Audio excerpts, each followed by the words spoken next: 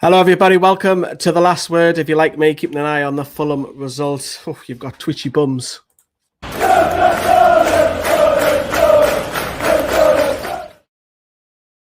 Yes, hello, everyone. Welcome to The Last Word. As we are live, currently Fulham are playing. I'll check up on the league table a little bit earlier, but so far, so good. They are getting beat after Trezeguet has scored 2 quick-fire goals. So in today's last video of today, and it feels very strange, 6:15 saying that, because we're normally up like 12:30 doing this video. We've got a lot of rattle through. We have a clip from Sam on his thoughts on today's result. We'll also hear from Joe Willock. And we're also going to be talking about the game, who was man of the match, and we'll also, as I say, have a look at the league table. So welcome to the latest video on NFTV. And if you can, smash that like button. Thank you very much. That'll be much appreciated for all the dedication that everyone's put in today. And if you are a YouTube member, you'll have a lot more access to a lot more exclusive videos. And keep your comments coming, because we will be reading some of them out. And as ever, thank you for watching. I always say that because I think that's nice, because there's so many variety of different YouTube channels out there as well. Paul Mason, Villa Legends, clapping. Thank you very much. I'm not going to lie, most of Newcastle fans, in fact, probably all of them, supported the Villa today, which is quite a rarity, put it that way. Kenneth says, good evening, late. Hope you're doing well. Come on the tune. Carl, who's been very busy like myself today. Thank you for your graph today, Carl. Think I cheered harder for the second goal than I did for Willock's as well. We are staying up. We are staying up. A lot of positivity because of the Aston Villa result. But excuse me. But before I start this video, I'm joking here. We were in the drop zone about 9:45. We were in the drop zone. But yeah, nice to see you as well, Ollie. Fair to say, hell of a lot better than 2 weeks ago. Right, let's crack on with the last word. We will begin with Spurs' lineup. Talked about this in the build-up for the watch-along. Very surprised to see, I mean, their bench is really, really strong. Take a look at that. Hart, Dyer, Winks, Sissoko, Dele Alli, Lamela, Bale and Son, all of them internationals. Scarlett, I don't know too much about that young lad, but I'm not going to lie, I was pretty happy with it, seeing the likes of Son, because Son and Sam, this is by Sam. Sam says that Son's the best player in the league. That's how high he rates him. But I felt like Tangana could have been targeted a lot more. Yeah, I said that before even the match began. The midfield three, very workmanlike, although probably Lo Celso is probably the more creative. Lucas in support of Kane and Vinicius, I don't really rate, to be honest. I just think he's an all right striker, but I just didn't think he's that good, to be honest with you, Vinicius. So I was very much happy to see Spurs' lineup. And then Newcastle's lineup, we were all questioning it, thinking, what have we gone with here? Is it 5 at the back? Is it 3 at the back? Because some media outlets were saying it was 5, others were saying it's 3, and it was actually 3. So once again, Mr. Pringle, who runs NUFC, Twitter's got it wrong. It was Dubravka in goal, and then he had a back 3 containing Krafth, Lascelles, and Dummett. And then he had Murphy over on the right-hand side, Richie on the left-hand side. Great to see Matt Ritchie back. He performed really well today. So did Murphy. More on those two a little bit later, but great to see Matt Ritchie in. John Joe Shelby in midfield. Sean Longstaff again. We haven't seen him start for quite a long time. And then had Miggy over on that right-hand side coming in. Joelinton was floating around, and Dwight Gale was your striker. And then on the bench, you had Carl Darlow. Kieran Clark was interesting because he's had a disastrous week for Ireland. Maybe Bruce has got some international reports, I don't know. Or maybe he's picking on Clark, who knows. Matty Longstaff, Alan saint-maximin back on the bench. That was to be expected. And they had Jamal Lewis, who's kind of like literally been frozen out of the first 11 for the last 4 games. Unbelievable. Jeff Hendrick, pleased to say he was on the bench. Manquillo. Joe Willock surprisingly dropped to the bench. And Elliot Anderson, that was a little bit of a surprise as well, because he featured and started in the under-18s win over Leeds in the FA Cup. So that was surprising. But there was no Federico Fernandez, no Andy Carroll, and there was no Ryan Fraser, all because of injury, which we'll come back to a little bit later on. Keep your comments coming, because I'll be reading some of them out once I get to the half-time stage. But as the game kicked off, the first 10 minutes I thought, oh, this is all Spurs. We're going to be parking the bus. And I was actually quite pleasantly surprised, and that was starting to come out Michelle a lot more.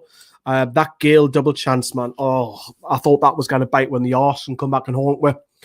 It was a great clip through ball. I think it was a Shelby. I think it was Gale's header. Great save by Lloris, and then Gale kind of prods at it and it hits Lloris, saves it and goes against the post and goes back into the keeper's arm. So maybe he's a little bit fortunate how the ball rebounded back to the goalkeeper. But that was Newcastle's best chance for me in that first half. I was thinking, oh God, didn't let that haunt me. Please, didn't let that haunt me. But having said that, we came out with shells, as I say, a lot more. And it was a great awareness for the first goal. And was fantastic play by Sean Longstaff, because he could have shot and the ball was playing it. Sean Longstaff, he's inside of the box and he realizes that Joelinton is free. He squares it in a tap in for Joelinton, who puts it home with the side of the foot. The lad loves playing Spurs, always seems to score against them. Scored against them in the White Hart Lane when I was nearly crying in my little hands in the way when we won 1-0. I say last season, it was the season before now. But yeah, it was great. 1-0 up, great awareness by Sean Longstaff for that. Good build-up play. I thought Joelinton had a fantastic game as well. But you're thinking to yourself, great, you 1-0 up. Now you need to keep it. Now you need to hold it. See it out. Maybe park the bus for 5 minutes, but Newcastle just fell asleep. And you've got to point the finger here at Emil Krafth. I mean, it's appalling defending. I mean, it's just shocking. Kane goes through. And then what Emil Krafth isn't, what's he doing? I mean, he just side foots it casually off his foot. It kind of hits Dubravka. Kane then got an open goal. Emil Krafth has just got to smash it, man. Clear a goal, put it into row Z, man. I mean, he's got his critics, and you've just got to point the finger and saying that's appalling. That is not Premier League standard defending. That is absolutely shocking. He's got to be smashing that into row Z. 30 seconds, 35 seconds, whatever it was. I mean, we were joking. Carl was joking in the live watch along. Well, we enjoyed it. We enjoyed that 35 seconds of being in the lead.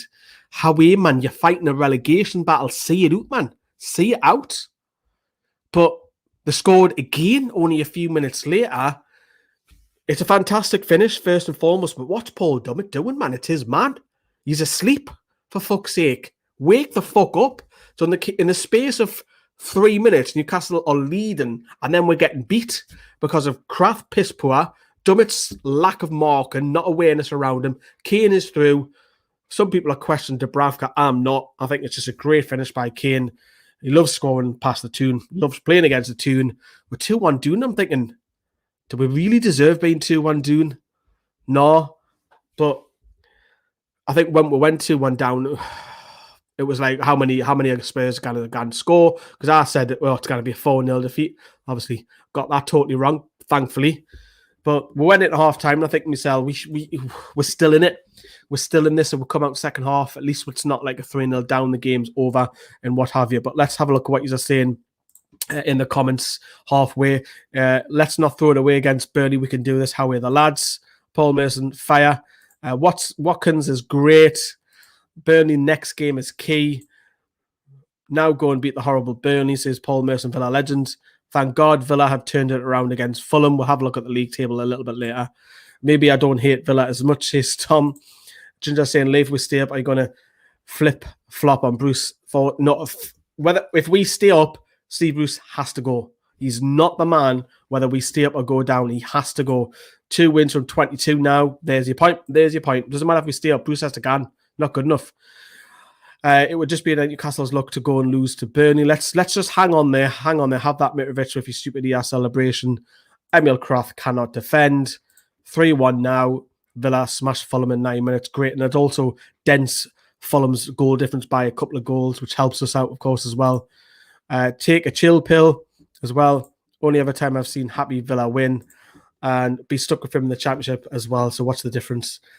Yeah, but we all want Bruce to go, don't we? We'll read some of your comments out again once I've finished off. Going into the second half, question was, when do we make the subs? When are we making them? Because it became, we came out and it was better in that second. I actually thought we were better in the second half. Murphy, of course, was great on that right-hand side. Richie was bombing up and down that left side. Joelinton put his game of his life in there. But, there was a scary time because you remember going back earlier, Dubravka stopped Kane going through and scoring because that was a bit of a worry. Headed one off the line, if you remember. And Tanganga, who I said we should target this young lad, he heads it and there's Miggy to clear it off the line. That could have been literally game over if that went in. That kept us in the game. And then the goal came. I mean, the goal was just a massive relief because the subs were being made. ISM was on the pitch. Joe Willock had been brought on as well. And he scores, Joe Willock. A good build-up play again. You got to say the cross when it comes in deep. Joelinton does fantastically well. I had a back across goal. For me, Miggy should be doing a little bit more. But Joe Willock runs to him. He sides for it high, hits the underside of the bar. It guns in 2-2. And obviously, the whole lads are screaming. There's a little clip of us on social media celebrating that goal. But we thoroughly deserved that. You kind of come away from that game saying Newcastle didn't deserve to get at least a point. Some people are saying 3 points. I'd probably say a point is probably the minimum requirement after that performance. We deserved it. It was a blessing in disguise for me because I thought it would be one way. I thought we were going to get thumped here 3-0, 4-0. But maybe Mourinho got it wrong with his start 11 because that bench was mega, mega strong and he left a lot of stars out to Newcastle's advantage. Who knows? Maybe it was a system. For credit, giving Bruce, he got a point because I didn't expect to get a point today. I didn't. I thought we were going to do it today. Let's see what you're saying in the comments. And it's nice as well that we actually talk a little bit of positivity about the performance today because we got something from it. I actually think it's a bonus point today. I really, really do. Let's have a look. Get in Villa, 3-1 winner. Paul said, happy Easter from Southern California. We'll take a draw in my Easter basket. Yeah, we'll take that all day long as well. No one wants Bruce to stay, even if we have to go down, says Martin. Villa win 3-1. Lads, how do you feel? It was a point gain, 2 points dropped. It's a tough one, that one, because Newcastle had a lot more chances. In fact, I think it was twice as much as what Spurs did. So some people are saying 3. I think it's a bonus point before the game. Because if you say you get a point against Spurs, you're like, go on, then I'm taking that. I'm taking that point. And of course, Villa obviously beating Fulham helps. And it wasn't, I only say half an hour ago, we were in the bottom 3. So thankfully, Villa came up tops. But I think it is a bonus point. The Burnley one next week is massive. We treat the Brighton game as the biggest game of the season. It still is for me. I still think that Brighton game was the biggest game of the season. But now Burnley, if we win against Burnley, only 2 points behind Burnley, that sucks them back in. And that's a big if because we've only won 2 out of 22. We've got to go and win this game because then the fixtures, you've got West Ham, Leicester, Man United, Liverpool, Man City. And the last 2 games of the season are Sheffield United. And you've got Fulham. Who can I forget? How can I forget? And Newcastle relegated incoming. I still think we're going to do personally. I think the point is good today. Don't get me wrong. We've got to win games, though. We've got to start winning games. The Burnley one's going to be a big test. And Jamin said Bruce still needs to go. Even if Ashley gives him a new contract, then news fans should just not go to games when the fans are allowed. Bruce has confirmed there was a mole and he is investigating. Now he says the mole is nonsense. What an idiot. Contradicting himself once again, Tom. It's not a massive surprise, is it? Not a massive surprise, but we'll talk about a couple of performances in a second, but I do have a little clip from Joe Willock. Yeah, so it was big, you know. I thought we played well. The boys played really well, you know, so to be behind, I thought it was a bit harsh. So I'm happy I can come on and make a big impact like that. Yeah, you know, I'm an Arsenal player, so it does make it a bit sweeter, but I'm happy to come here and do my job, you know, come on the pitch and make an impact that the manager told me to do. Yeah, he told me, come on, run around and try and score, you know. You got it in you to get in the box and score goals. That's what I love to do, so I was happy I could help the team with one today. As a group of players, collectively, we're all willing to fight for each other, you know, and I feel like if we continue to play that how we did today, we have no problem staying in this league. No problem staying in that league if we continue to play that way. Well, we'll have to wait and see. But Joe Willock come off the bench, got his goal. Would you sign him? That's the question. I still think for me, I'll hang on yet. My decision about Joe Willock, whether we do or not, whether he wants to stay is a whole nother matter. But the jury's still a little bit out. I think he's better than what we've got. Don't get me wrong. It's how much are you going to pay for him? We're going to hear from Sam very, very shortly. But I wanted to highlight 3 players in particular who have been getting a lot of praise amongst the lads on NFTV and in the live chat. For me, Joelinton is my personal man of the match. I thought he was sensational today. I didn't think he put much wrong. Scored a goal, had a big, massive help in the second goal as well. Not just that, his hold-up was brilliant. He was strong. A lot of movement as well, which we don't really see much from him. But I think Joelinton, for me, he deserves massive praise. He's my man of the match today. Jacob Murphy was sensational on that right-hand side, getting past. I know, Reguilon is come from Real Madrid, and he's had a fantastic season. I thought Murphy got the better of him of today. I thought he was brilliant on that right-hand side. But the thing is with Jacob Murphy is you don't see him play and start a run of games consistently. I've said this numerous times. Murphy was brilliant. His delivery was decent as well. And that Matt Ritchie was a little bit quiet in the first half, but in the second half, he was getting a lot more of the ball. Of course, he had a contribution towards the second goal. A lot of deliveries from deep. He found Gale on one of those deliveries as well, didn't he? So those three, the way I have it in order, my top three players. Willock probably just misses out. But he didn't have enough time on the pitch, probably. But those three are my top three players. Let me know what you think as well. Let's have a look what he's actually saying in the comments. David's agreed with me. That's who I would have picked as well. Good luck for the rest of the season. Glad we can help you out a little bit. Murphy saw out a new contract. Would you give him a new deal? Would you?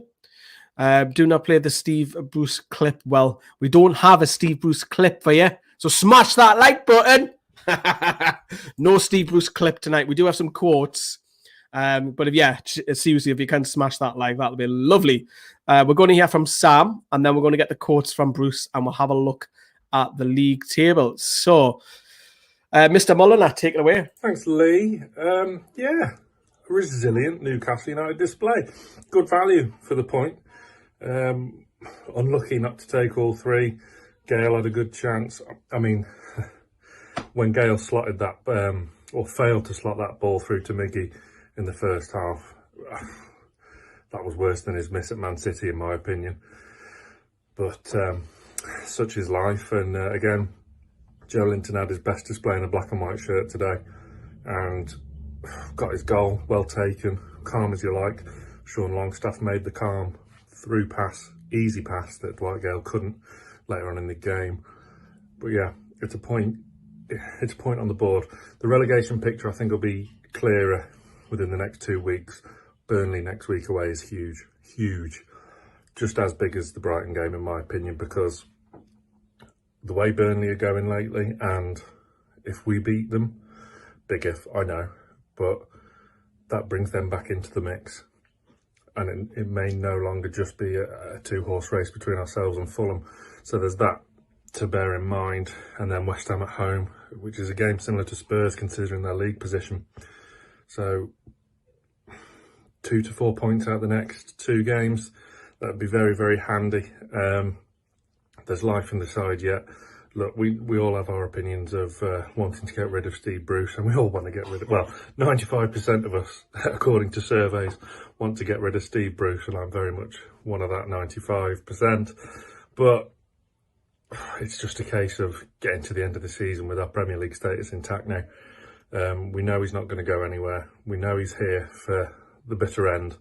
And results like this, although some would argue it's 2 points dropped, a point like this, a good solid point like this, could go a long way to ensuring Premier League survival. Thank you very much, Mr. Mulliner. So that was Sam's thoughts on today in general. And yeah, so we'll move on now. So that's what we'll do, is we'll have a look at Bruce's quotes after after the game. So we're not going to hear any clips from him, but these are his quotes, and I'll read some of these out for you. So Bruce has said that we're pleased, but in my opinion, it should have been 3 points. I thought we were the better side. Interesting. And then he's went on to say that we put in the work again tomorrow. Did you hear that? The back in training tomorrow, everyone. Yeah. We have a crucial, easy for me to say. We have a crucial few weeks. There's a lot of football to be played, but if we stay at that level, I'm confident we'll be okay. He said that before, hasn't he? On Joelinton, who again had a great game, Joelinton. That was arguably as good as I've seen Joelinton play for us. Probably the easiest thing to do is stick it in the net. His touch was immaculate. He plays with great effort and endeavour, but his all-round game was terrific. That's the thing I will agree on Steve Bruce. I thought Joelinton was absolutely sensational today for me.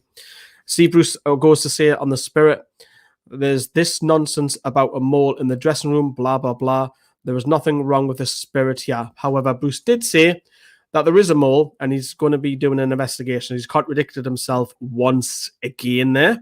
And then he's obviously the reason why we didn't know this until after the game, that Andy Carroll has a calf injury, Ryan Fraser has a groin injury, Federico Fernandez also has a calf problem, and Bruce said they all missed out through injury because we were questioning it a little bit earlier. Why is Ryan Fraser missing when he's just scored 3 from 3 for Scotland? Andy Carroll, there was speculation in the comments that Andy Carroll was ill, and Federico Fernandez is also injured. So all 3 players were injured. Let's just hope, especially with Fraser, because he's on form at the minute, that his isn't too serious. We'll take a look next at the league table, then I'll read some of your comments out before we wrap up. So this is currently where we stand now after the Fulham defeat. Now, Fulham were winning. We were in the bottom 3, but Villa got 3 late goals back, the double from Trezeguet. But if you take a look, I think even though West Brom have won, I think West Brom are down anyways, and Sheffield United. But what was interesting, though, if you look at here, Fulham have took another battering. I know it's only 2 goals, but still, that edges nearer with the goal difference to us because it could come down to that at the end of the season. They've played an extra game than us. That's the positive. Although our game in hand, I believe it's Liverpool, which it's a tough one, that one. But, you know, you talk about Burnley next week, Burnley versus Newcastle. There's 4 points in it between us. If we win, that sucks Burnley right into it for me. Because I could see Fulham picking up the odd point here and there. But we've got to be 4-point gap. We need that to be a 4-point gap cushion because of our goal difference is a little bit worse. But if Fulham continue to lose those games, that will increase that goal difference. Hopefully get hammered 1 or 2 times. They've only scored 24 goals all season, which is the second joint worst in the whole of the league with, funny enough, Burnley, who we play away, which is a massive, massive game. You heard Sam a little bit earlier talk about it's the biggest game of the season. I would agree on that now. I don't think today was. Last week, 2 weeks ago against Brighton was massively. If Brighton win their game in hand against whoever they play, I think they're safe because of 35 points, that'll pull them. That's 9 points if Brighton win away from Fulham with another game in hand. I think one more win for Brighton, I think 35 will be enough this season to stay up.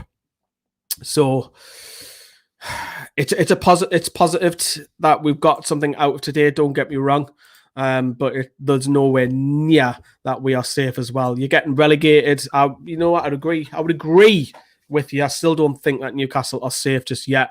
Frankie says with the Fulham loss, it's not a bad point at all. It's a bonus point for me, although we have played well. Some people might say that, well, we deserve more. Ginger's asked Martin a question as well. Got a lot of respect for Lee. That is it. I've seen faces leave and faces come. How long you've been here, mate? Thanks, Ginger. Yeah. And then I'm going to say I'm going to be making a mini pyramid for Trezeguet and put it on me fireplace. The Egyptian god. Yeah. And I can see another draw next week. Bruce does not have to win a game. That's the problem, though. We've only won 2 out of 22. In my opinion, 3 wins are needed, says Ben. Look at Burnley, Sheffield United and Fulham for those 3 wins. But you look at the Arsenal game, in my opinion, we should look at Arsenal, a hit and miss team. Totally agree. Don't want to see 5 at the back against Burnley. We've got an awful record of Burnley. The last time we won was a few years ago. Was it 3 years ago when we won 2-1? Because I remember Kieran Clark scoring. But apart from that, we haven't got a great record at Turf Moor. I don't want to say 5 at the back, he said. And 17 minutes, we dipped our toes into the bottom 3. Yeah, it was squeaky bum time, wasn't it? Brighton playing Man U tonight. So if Brighton were to win, that's them safe for me. A brilliant point, says David. Matt Ritchie, player manager, says Joel. And Stephen says, think Joelinton and Wilson will make a good partnership with Maximin, Miggy or Fraser behind them. But yeah, that is a wrap. So if you can smash that like, that is your coverage all of today. We have been live since 1 p.m. So over 5.5 hours, can't account. 5.5 hours we have been live non-stop with all the videos. Hope you've liked the coverage. No non-stop videos on both channels. NFTV Extra will have the best of the fans clipped up together in the next 24, 48 hours. And then we'll have some videos through the week as ever here on NFTV. And we've also got boom, boom, boom, a boxer on NFTV Extra as well. That's all I'm saying. Have a good evening, everyone. Watch what is it in. Bye-bye.